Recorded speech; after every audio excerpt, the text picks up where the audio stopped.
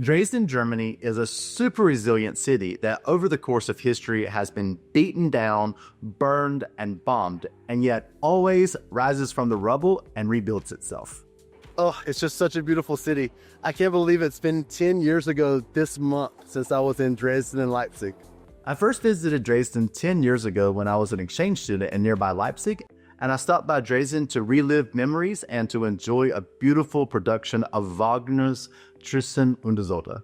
Oh, and insert giant panda here. But I arrived in the city midday and I had until evening to explore and see what there was to see, so let's go explore Dresden. Okay, day 2 of the trip in Dresden. But let's head over to the Frauenkirke now, and I'll tell you a little bit about my life here in Germany 10 years ago, as well as a little bit more about Tristan und Isolde. Now, don't get me wrong, the Frauenkirke was totally traumatized by World War II. But as I walked around the beautiful sanctuary, I got to thinking, if no one had told me that this was a facsimile of the original building, I would never know the difference. I think the same thing is true of us humans. We all get traumatized, we all get messed up and wounded and world-weary by life at some point. But if we use resources and we work hard and we very diligently and carefully rebuild ourselves, no one will ever know the difference and will be just as beautiful as before, but perhaps with a little bit more wisdom and a little bit more of a story to tell. And as I walked into the courtyard outside the Frauenkirche, I got to thinking about how 10 years ago, my own life kind of got bombed to hell by a certain person and situation and how I had to rebuild. So behind me is the beautiful Frauenkirche. Last time I was in the same spot was 10 years ago, almost today. I was a 26-year-old young man, and I had met someone who was pursuing me pretty quickly, and it was very Tristan und Isolde. As a wise man named Rick Furman, who has sung Tristan before, told me on the podcast that you can check out up here. He said Tristan and Isolde is about two people that fall in love with an idea and a moment. They don't fall in love with each other. They don't actually build a relationship with each other. It's all based on ideals and really just unsustainability. And that's exactly what that relationship was. And I just as this whole city rebuilt after it got bombed in World War II. I had to rebuild my life after that atomic bomb, which was, getting married to someone that I basically barely knew. I'm really interested in going and hearing Tristan tonight and seeing in this city where I was right before I had my own Tristan experience and seeing what sort of revelations I might have. After reliving the Frauenkirche and the courtyard outside of it, I had a delicious pizza and then I headed over to the castle. Okay, it's getting colder and the sun is setting and I have my coat on, and all of that means that it's getting closer and closer to Saturday night prime time Tristan. But behind me is the palace in Dresden. I remember coming in here 10 years ago and being absolutely bored off my ass, and I'm sure it was beautiful. But the thing about that kind of Tristan und Isolde experience is you can't think of anything else besides the person that you're enmeshed with and codependent on. It's like the entire world stands still but for that person, and when you're not with them, you feel like you're dying. You long for them, and so glad that part of my life is over. But anyway, I was talking earlier about how the whole city's had to rebuild, and we all have to rebuild parts of our lives at times when it gets bombed to shit by reality.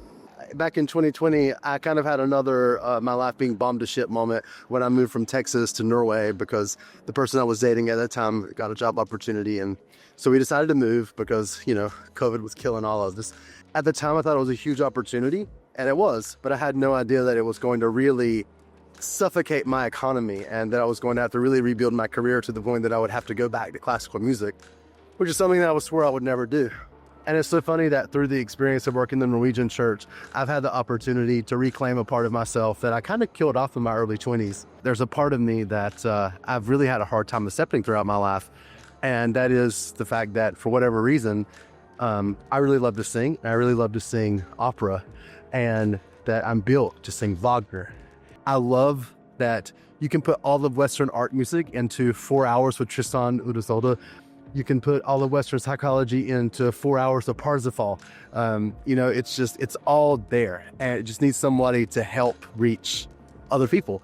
And I think I could be that person. And I don't know if anyone wants to hear me. I don't know if I'll ever get a contract, but I have to try. And it's just funny that, my life being bombed to shit by moving from Texas to Norway, and actually leaving the relationship I was in and, just really having a hard time figuring out my place. It all kind of led me to what I was wanting to do when I was in my early 20s, which was, sing opera. And, it's funny how things work. I finally have the right kind of age to do this. I finally have the right kind of people around me. And so I'm coming out. Coming out as gay was easy compared to coming out and saying I want to sing Wagner opera when I've done so many other things in my career that seem unrelated. But here I go, It's exciting. It's terrifying. I'm afraid of what people will think. I'm afraid people will say, who do you think you are? But I think everybody that's following their dreams probably thinks that at some point. I'm pretty sure the Wright brothers thought people are going to think we're crazy when we try to fly in the air. But they fucking did it. So, maybe I can sort of fly a little bit myself through Wagner. So, at any rate, this is the beautiful Dresden Castle. And now I hear the bells ringing, and I think it is time to commence. I got to the Dresden Philharmonic just a little early, and as I was looking around, I was thinking about how progressive the audience looked. Well, on one hand, you had like old people that looked super traditional and, straight lace, suit, tie. I was kind of more in their camp. And then, most of the people my age, they had like the man bun. They were wearing, there were guys wearing like the hipster skinny jeans. They had their nails polished. And I just got to thinking, this is such a strong juxtaposition and such a clear clash of generations and class of cultures. And yet we're all sitting here. I'm sort of trapped in between the two, but we're all sitting here and we're all enjoying it. And as the lights came up at the end of the show, I looked around and, the old conservatives and the young progressives alike, they were all clapping. They were all visibly moved. Many were in tears. And I realized that, like the true beauty, true art, the true things that matter in this life, they touch all of us. We're all human, and it doesn't matter how we look or what we think about politics or, all that silly crap. The things that matter in life are the deep things. Art, family, good food. And it was interesting to remember that the power of classical music can bridge people together and bring people together no matter what their differences. And if that isn't enough of a value proposition for classical music, let me just point out that for 2 hours, 2,000 people sat together in the same room and that nobody looked at their phones. During the performance, I was really touched by Isolde. She reminded me so strongly of my dear friend who died back in 2020. They were the same age, basically. They had sort of the same body chemistry, body makeup, same short red hair.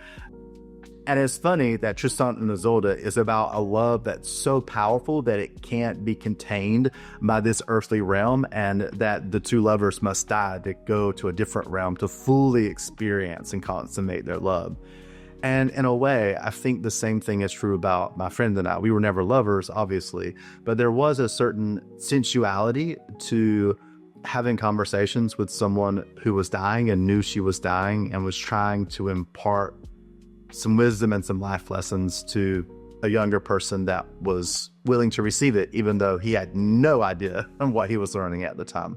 I do know that my friend often felt like she wasn't really made for this world and that she's probably much more in peace in a different realm. And I talked to her in that realm. And when I sort of visit her in that realm and kind of at least mentally, spiritually go to that realm myself, I experience a peace that I hope she has now. And I do think there is some truth into Tristan and Isolde and love. Yes, there's many parts of it that are very dysfunctional and unhealthy to the story, but I think there is some truth to the idea that this earth is not big enough for human love with all the constraints of 9-to-5 jobs and just responsibility and all that yucky adult stuff. And I do think that we need to take time to go to the heavenly realm and experience love there, in a bigger place, in a more expansive place. And it was so special to hear the message of that opera sung by someone who looked and acted so similarly to my dear friend who passed away. And the third takeaway from my opera in Dresden was a little bit of a sassy thing that I didn't like. And that was that one of the male performers seemed obviously upset that he was not applauded enough. And I just thought, you little shit, like you are singing the most beautiful music that has ever been written in the entire history of mankind. And you're being that petty. Like, this is why people hate classical music. It's because of people like you. Like, do not ruin it for the rest of us.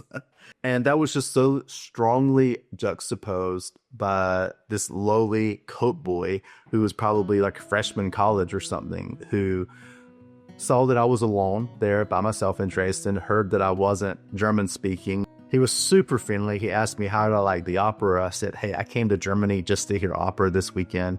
I'm so grateful for the experience. Thank you so much for asking me.